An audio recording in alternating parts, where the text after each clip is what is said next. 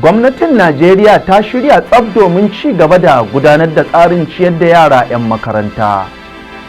'Yan sanda sun kama shugaban kungiyar kwadago na ƙasa tare da yin awon gaba da shi. Hukumar yaƙi da cin hanci da rashawa ta EFCC ta kama ɗalibai sama da 70 na jami'ar jihar Oshun. Kansilolin ƙaramar hukumar ƙaura a jihar Kaduna sun tsige shugaban ƙaramar hukumar.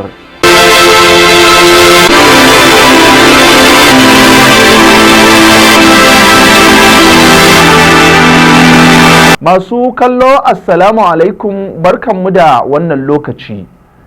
Barkanmu da sake haduwa a cikin labaran talabijin na gidan talabijin na Matashiya. A yau dai muna Laraba 17 ga watan Rabiu Thani shekarar 1445 bayan hijirar manzo sallallahu alaihi wasallam daga Makka zuwa birnin Madina. Daidai kenan da 1 ga watan Nuwamban shekarar 2023 meladiya. Kanin labaran kuka saurara, yanzu sai ku gyatta zama domin kallon cikakkunsu tare da ni Mubarak Hamza Adam. Gwamnatin Najeriya a ƙarƙashin jagorancin shugaban ƙasa Bola Ahmed Tinubu ta ce nan gaba kaɗan gwamnatin za ta ci gaba da aiwatar da tsarin nan na ciyar da yara 'yan makaranta, wanda tsarin zai tallafi yara sama da miliyan 10 a faɗin Najeriya.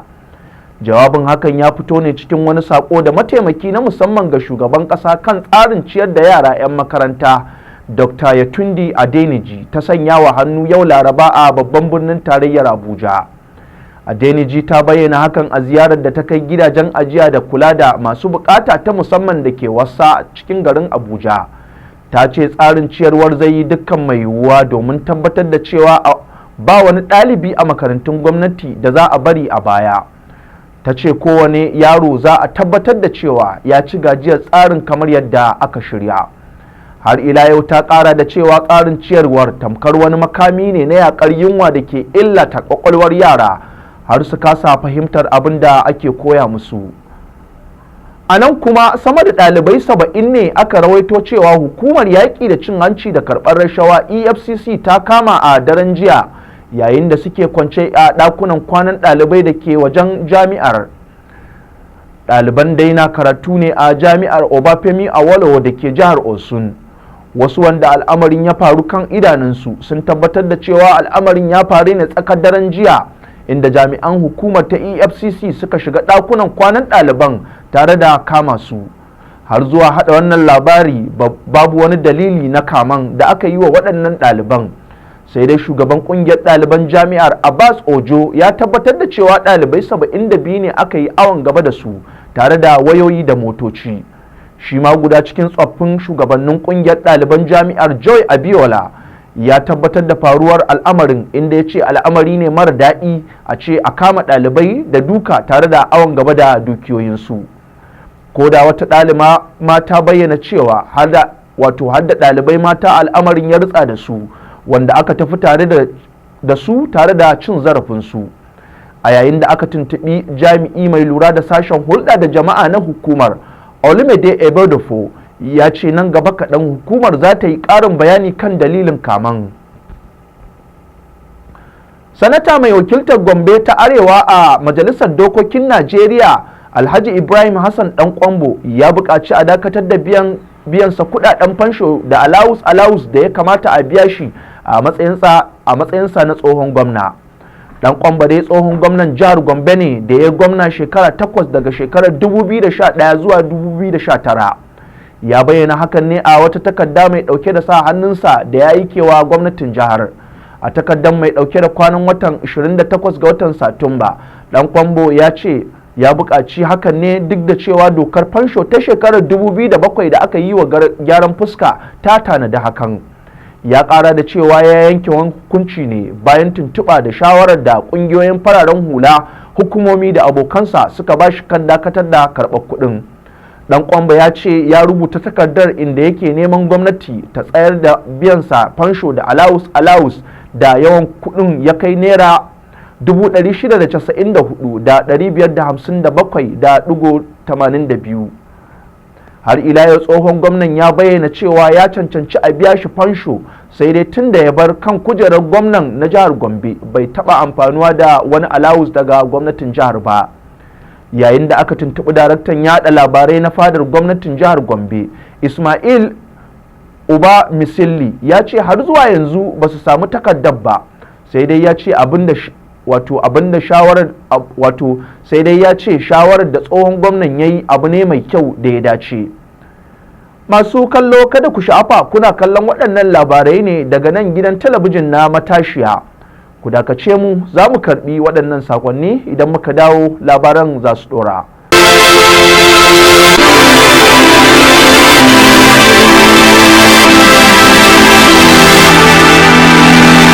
To barkanmu da dawowa. 'Yan sanda sun kama shugaban kungiyar kwadago ta ƙasa Joy Ajero a yau Laraba a jihar Imo jim kaɗan bayan kammala zaman tattaunawa na kungiyar reshen jihar Imo. Shugaban sashen yada bayanai na kungiyar ta kwadago Benson Ufane ya tabbatar da haka yayin zantawarsa da jaridar Punch.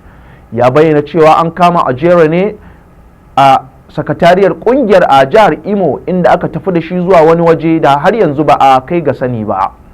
Jaridar Punch dai ta rawaito cewa kungiyar kwadago reshen jihar ta Imo ta yi shirin fara yin yajin aikin a fadin jihar a yau Laraba. Ko da a ranar Lahadin da ta gabata, shugaban kungiyar kwadagon a yayin ganawarsa da manema labarai ya zargi gwamnatin jihar ta Imo akan wofantar da harkokin ma'aikatan jihar. Har ila yau ya kara da cewa gwamnan jihar ta Imo Hope Ozodinma ya nuna halin ko'in kula kan walwalar ma'aikata, wanda hakan kan jawo rasuwar mutane da yawa sakamakon rashin biyan haƙoƙinsu. A nan kuma a yau Laraba ne gwamnonin jam'iyyar adawa ta PDP za su gana da ministan babban birnin tarayya Nyesom Wike domin tattaunawa kan halin da ake ciki a siyasar jihar Rivers. Bukatar hakan dai ta zo ne a daidai lokacin da ake rikici tsakanin majalisar dokokin jihar da majalisar zartarwa, inda 'yan majalisar ke neman tsige gwamnan jihar Siminalayi Fubara. Babban daraktan kungiyar gwamnonin PDP Sid Madubum shine ya bayyana hakan a wata sanarwa da ya fitar bayan wani taro a ranar Talata. Shugaban kungiyar kuma gwamnan jihar Bauchi Dr. Bala Muhammad ne zai jagoranci gwamnonin zuwa ofishin ministan babban birnin tarayyar Abuja domin gudanar da tattaunawar. Rikici da yana ci gaba da afkuwa kan yunkurin tsige gwamnan jihar ta Rivers, musamman a zauren majalisar dokokin jihar, inda hakan ya yi sanadiyar tafiyar ruwa da wasu mukamai na majalisar waɗanda ke nuna ra'ayinsu kan gwamnan.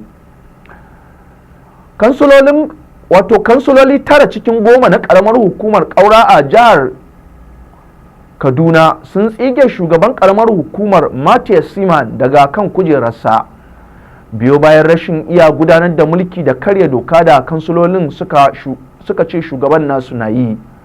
Tsigewar dai an yi ta ne ta hanyar bin doka, kamar yadda kansilan mazaɓar Bandon Zakariya Aci ya gabatar da ƙudurin, kuma ya samu goyon bayan Fidelis Kwikwi, kansila mai wakiltar mazaɓar Zankan, inda suke zargin shugaban karamar hukumar da saba ka'ida da nuna rashin kwarewa wajen jagoranci. Har ila yau ana zargin shugaban karamar hukumar ta Kaura da bayar da wasu ayyuka ga ƙashin kansa, wanda hakan ya ci karo da kundin doka na gudanar da haƙoƙin al'umma.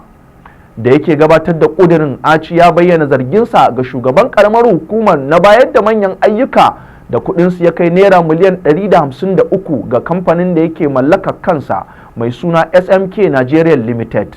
Shugaban majalisar kansulolin karamar hukumar ta Kaura Stephen Atuk ya ce shugaban majalisar kansulolin karamar hukumar ta Kaura Stephen Atuk ya bayyana cewa majalisar ba za ta naɗa hannu tana kallon irin wannan son zuciya ba, don haka majalisar ta tsige shugaban karamar hukumar ta Kaura, kuma tsigewar ta fara aiki nan take daga ranar Talata 31 ga watan Oktoban shekarar 2023. Masu kallo duka-duka nan muka kawo ƙarshen labaran, sai dai a madadin sashen labarai na gidan talabijin na Matashiya da wanda ya tace labaran Abubakar Murtala Ibrahim, sai ni da na karanta Mubarak Hamza Adam nake cewa mu huta lafiya.